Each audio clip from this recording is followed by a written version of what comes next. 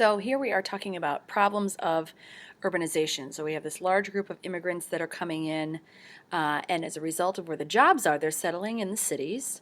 And so in the cities, they're going to find some place to live. And so we're going to have the growth of our cities and unsafe conditions in housing as well as in the workforce. So we have a lot of problems that arise as of urbanization. People are coming to urban areas, to cities, because there was a lot of opportunity. There were factories there and jobs were there, so all of these different things were going to contribute to the influx of immigrants at the turn of the century and shortly thereafter. So because they have these new textile mills and factories and also new transportation systems popping up, they needed people to work on them. So it's another cyclical thing that's happening where because of so many people coming in, they needed new transportation systems, so they needed more workers, and then the workers were more people coming in, and it just kept going and going and going.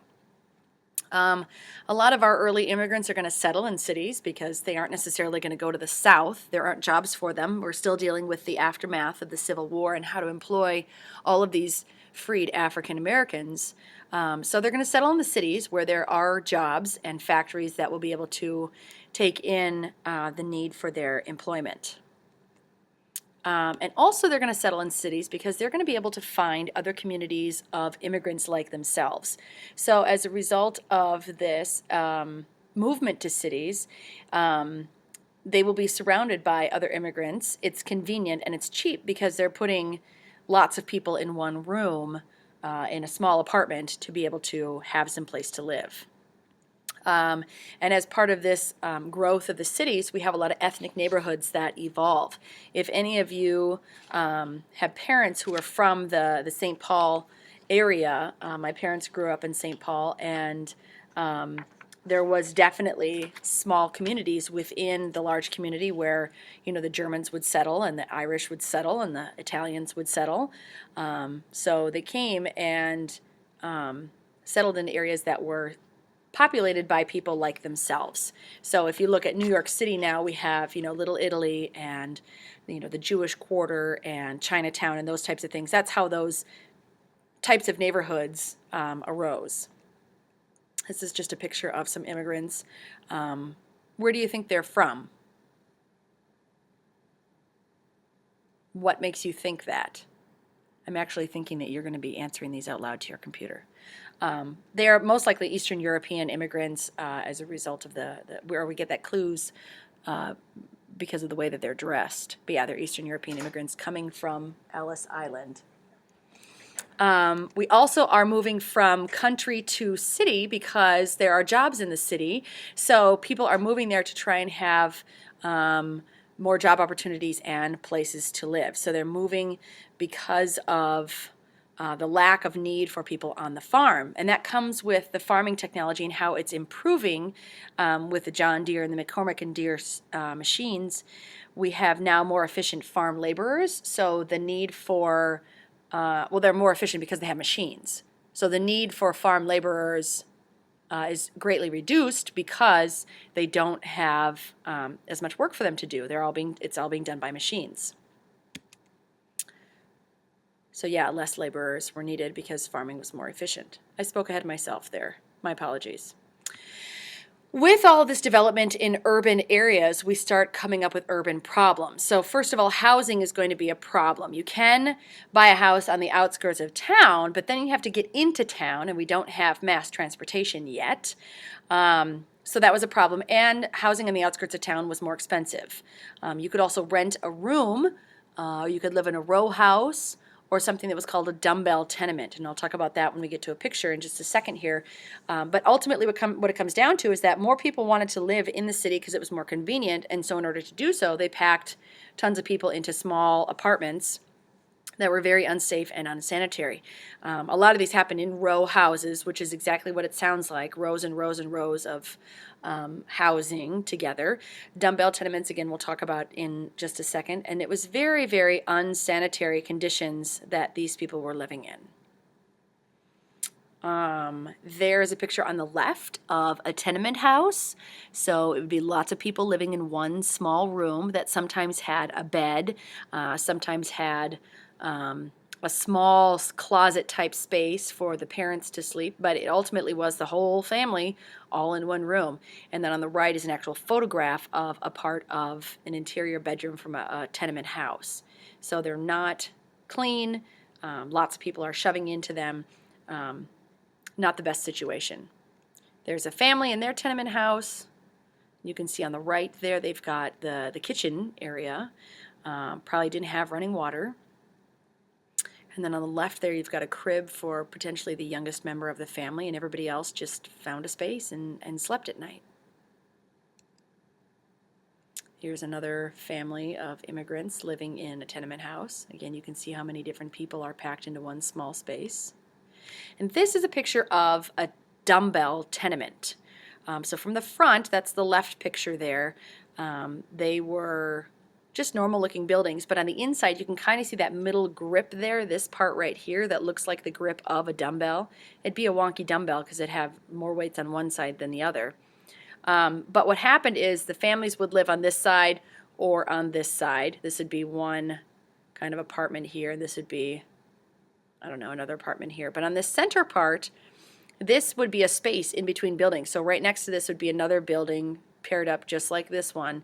And the center area here would be kind of an air shaft that would allow for quote-unquote ventilation. However, at this point sanitation had not been set up yet, so people would just dump their bags of garbage down out the window into this air shaft, and it would just pile up and be disgusting, filthy, dirty air that didn't actually alleviate any of the issues they had with air pollution and control.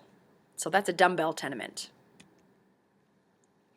We're also having issues because mass transportation is starting to evolve because we need to get people from one place to the other, and the way that we're doing it prior to this was very ineffective with horse and buggy and or just walking. It's hard to keep up with the old transportation, so they want to build for the new demand because we have so many people coming to the city. They want to settle more and more areas and be able to be transported from one area to the other. Also, we have some issues with the streets because people are buying a lot of things from individual vendors. And as a vendor, you would have your stuff out on your cart. And if you were selling fruits or vegetables, if you had ones that had rotted, you would just throw them in the street when you were done because you didn't want to take them with you. If you were living in a house, you would throw your garbage, in a tenement, you would throw your garbage either in that air shaft or you would throw it just onto the street. And there wasn't clean running water in any of these areas to be able to rush away these dirty things that were being left, along with bathroom excrement and those types of things. So it was very unsanitary because none of the disease was being controlled. So we had a lot of troubles as a result of people using the streets as their garbage dump. And a lot of these buildings were made out of wood, so if you lit your candle at night to read or whatever, you ran the potential of burning down your building that you lived in. Also, factories had that issue as well. So here are those vendors I was talking about. Here's a picture from the streets of New York City. And you can see the different carts that they're selling things from. So if you had a cart that had, this is actually from Mulberry Street, and Mulberry was kind of the heart of what used to be the Jewish neighborhood. Mulberry Street is still very laden with immigrants and very lively communities today in New York City. And so you've got kind of your horse and buggy type thing going on. You've got your people who are walking with their carts. You've got people who are just walking. So there's really kind of just mass chaos in the street, and you really just have to pay attention to where you're going because, again, it was the garbage dump. So if you see the guy on the upper right-hand side here, he probably could just take his garbage or his bathroom excrement and throw it out to the street, ideally at early in the morning or late at night so that it wouldn't hit any of the people that were out there. But you always had to be sensitive as to what you were traipsing through because it was very unsanitary. And then they started to build mass transit, so then it cut off where all those people were able to sell things, and it cut off kind of the transportation paths in terms of pedestrians. But they're going to build railway lines, not railway, but train car, rail car lines, trolley lines, those types of things. As a result of all of these problems that are happening, people start to put together groups and mobilize to try and reform. they want to make some changes. They say housing is unsafe. How can we change it? They say education is not going the way we want it to. How can we change it? And this is the beginning of the reform movement and the reformers. And they came under the idea of the social gospel movement. Young people, men and women, were coming to reform for these poor people that were living in these unsanitary conditions and these working in these unsanitary conditions. So they said that you would be saved by God if you served the poor. And so we had some different opportunities that arose from this idea that you were going to be able to reach out to those that were less fortunate than you and help those that were poor. And some of the different ways you could do that would be in settlement houses.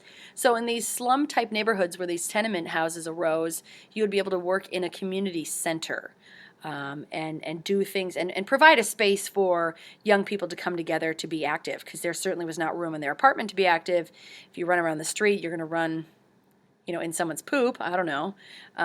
So the community centers were available for young people to come and kind of gather, and older people too, for that matter. The reform movement promoted education. They wanted to showcase different cultures and different social services that were available for people who were coming to the country.